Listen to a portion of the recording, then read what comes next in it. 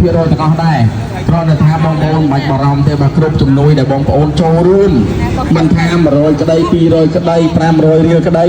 គឺដល់ដៃជនភៀសសឹកឬក៏បងប្អូនយើងដែលចំណាក់ចោលផ្ទះសម្បែងនៅក្នុងបច្ចុប្បន្នភាពទាំងអស់បាទយើងអត់យកទៅណាទេបាទលេបអត់រួចទេលេបទៅចេះតែឆ្លាក់បាទអ្នកណាលេបជំនួយនោះបាទពួកខ្ញុំមិនមែនអាចកទេ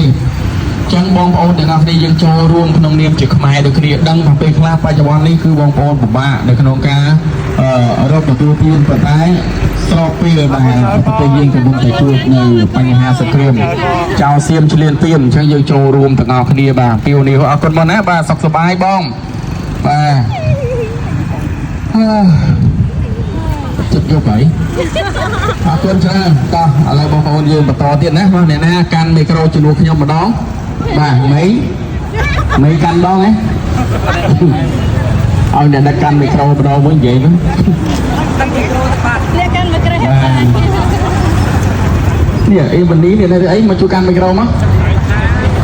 អូបាទយល់ហ្នឹងបានរួចណា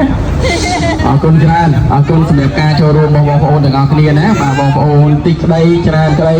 គឺជាការចូលរួមក៏ដូចជារួមចំណែកបាទអញ្ចឹងបងប្អូនមិនថាតិចមិនថាច្រើនទេឲ្យតែមានសន្តានចិត្តណា